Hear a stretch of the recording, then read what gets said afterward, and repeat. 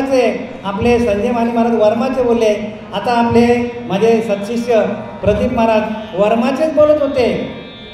तो धन जो लपवलेला आहे तो कुठं आहे तर त्या श्रीगुरूलाच माहिती आहे. जो जाणते म्हणून जाणते ने गुरु भजिते. कोणाला पण गुरु म्हणू नका. ज्याला त्यातला माहिती आहे, वर्म माहिती आहे. दोन्ही दिसते सारखी, वर्म जाणे तो तू पारखे. आणि अशा पारखेला आपण शरण जायला पाहिजे. महिला वर्ग बघा आपल्या दुकानात जातो आणि किती प्रकारच्या साड्या पलटी करतात. एक साडी दुसरी साडी 50 साड्या पलटी घालतात. आणि गुरु तुम्हाला आणि त्यातली एखादी सिलेक्ट करतात, बरोबर. मग गुरु त्यांनी आपल्याला शोधून घ्यायला नको का. आपण जर आपल्या प्रपंचातली वस्तू आपण बरोबर आपण 50 दुकानं फिरून आपण आपल्या आवडीप्रमाणे आपण घेतो, मग आपल्याला गुरु नका का शोधायला. गुरु दाखविली वाटा, गुरुनी वाट दाखविली, त्या वाटेप्रमाणे जायचं आपल्याला. तर आपल्याला जी वाट भगवंतापर्यंत जाते, आत्मतत्वापर्यंत जाते, तीच वाट आपल्याला मिळाली पाहिजे. आणि आपल्याला इथे अनेक वाटा आहेत, अनेक पंथ निघाल्यात, अनेक वाटा आहेत, पण त्या वाटेला जाऊन आपली वाट लागणार आहे. आणि म्हणून गुरु तसा मिळाला पाहिजे. कारण गुरु तेथे ज्ञान, गुरुच्या ठिकाणी ज्ञान आहे. आणि गुरुच्या ठिकाणी ज्ञान असल्यामुळे त्या गुरुने दिल्या ज्ञानातून आपलं आत्मदर्शन आहे. गुरु तेथे ज्ञान आणि ज्ञानी आत्मदर्शन, ज्ञानातून आत्मदर्शन आहे. गुरुच्या ज्ञानातून आत्मदर्शन आहे. आता बरेचसे तर सांगितलं आहे की चांगल्या चांगल्या देवीची मूर्ती आहे, बरं बजरंगबलीची मूर्ती आहे. पण मूर्तीची पूजा करताना, मूर्तीची पूजा प्रत्येक बघा स्त्रीवर्ग करतो, पुरुषवर्ग करतो, सगळेच करतात.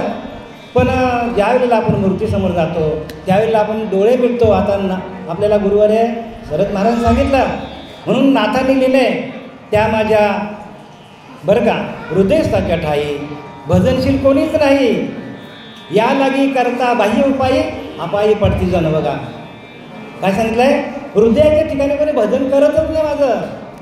नाथराय म्हणतात, नाथ शांती ब्रह्म एकनाथ महाराज म्हणतात, जरी आपण मूर्तीच्या ठिकाणी गेलो तरी आपलं भजन कुठे आहे, भजन हृदयामध्ये. आणि त्याची ओळख घेण्यासाठी आपल्याला गुरुला शरण जायला पाहिजे. तरी अवधान एकलेची दिजे सर्व सुखाशी पात्र होईजे. त्याच्याकडे कोणाचं लक्षच नाही. आजच्या दिवसाला बरं, आता हनुमान स्वारी आहे. हनुमान स्वारी म्हणजे काय हे तुम्हाला सांगतो आणि 5 मिनिटात माझं मी तुम्हाला वेळ झालेला आहे. हनुमान स्वारी म्हणजे काय की जो हनुमान म्हणजे वायुस्वारी, जो वायू आपल्या जातो येतो, ती हनुमान स्वारी आहे. ती गेली तर तुम्हाला नातं आपल्याला रामदास स्वामीची कथा सांगतो. रामदास स्वामी चालले होते सज्जनगडला आणि त्यांचा 8-10 लोकांचा एक समूह होता आणि त्यांच्या जोडीला कल्याण स्वामी होते. तर एक हनुमंत म्हणून वारला होता तिथे. हनुमंत नावाचा एक मुलगा होता, वारला होता. तर रामदास स्वामींना बघितल्यानंतर सगळेजण बाजूला झाले सगळे बाजूला. आणि सांगितलं काय झालं ते विचारतात रामदास स्वामी. म्हणतो समर्था हनुमान गेला. अरे कुठे गेला म्हणतो, हात आहे ना. नाही ना समर्थ, हनुमंत गेला म्हणतो. गेला नाही, मला तर दिसतो नाही म्हणतो. गेला समर्था, गेला ना. अरे मला चालवणारा जी स्वारी होती ना हनुमान स्वारी, लक्षात घ्या, तुम्हाला सगळ्यांना चालवणारी ही हनुमान स्वारी आहे ना. आणि म्हणून इथं मी बोलतोय, तुम्ही सगळे ऐकता. ही स्वारी गेली ना, मग त्या स्वारीला आपल्याला प्रगट करून घ्यायचं, त्याच्याशी एकरूप होणं ही भक्ती आहे.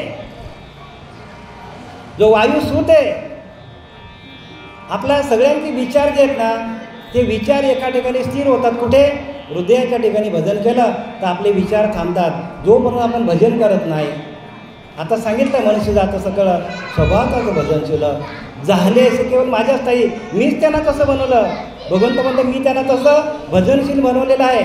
स्त्रीवर्गाने लक्षात घ्या बरं का, महिला मंडळाने, की जी आपली स्वारी जाते येते, जो आपला श्वास जातो येतो आणि तो श्वास गेला तर आपण डिक्लेअर करतात लगेच, मग तो आपला परमात्मा आहे.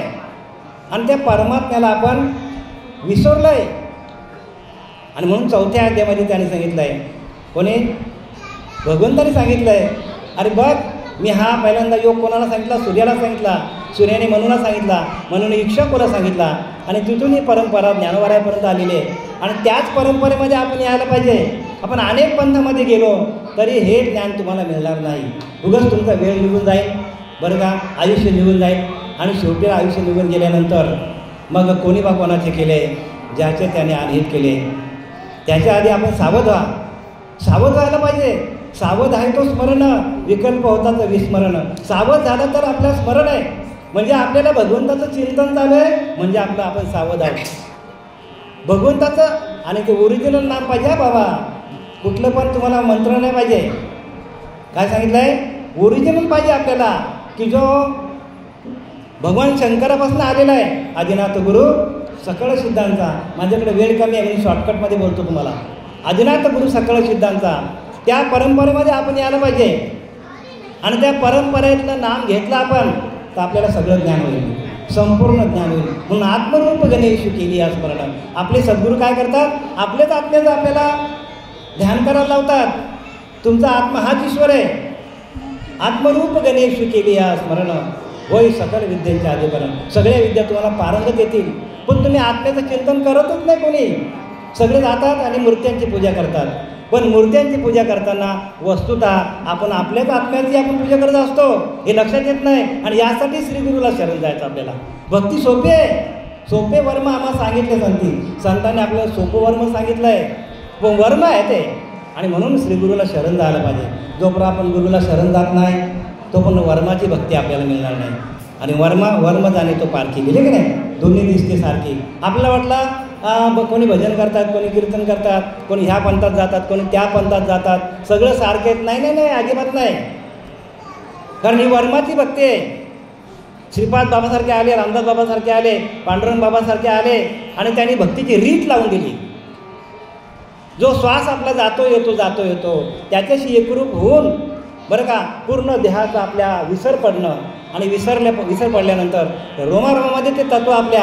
आता माने महाराजांनी सांगितलं की गुरु म्हणजे माणूस नाही, तत्व हे गुरु आहे. आणि म्हणून तत्वदर्शी गुरुला शरण जा.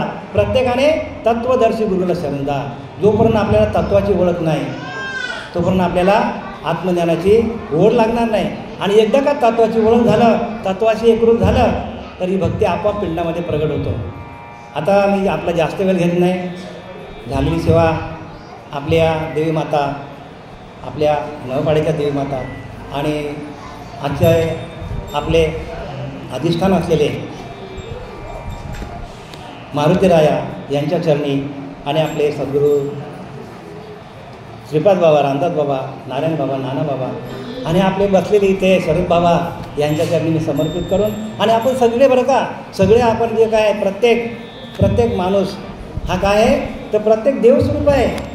आणि आपल्या सर्व संतांच्या चरणाची मी हे माझी सेवा समर्पित करत आहे. आणि या प्रवचनात मी विराम देत आहे. कुंडली कवरदा विठ्ठल श्री ज्ञानदेव तुकाराम पंढरीनाथ भगवान की जय. माऊली ज्ञानेश्वर महाराज, जगद्गुरु तुकाराम महाराज, शांती ब्रह्म एकनाथ महाराज की जय. सब संतन की जय. आता मगे देवे हे जय वाग्यज्ञ तोसावे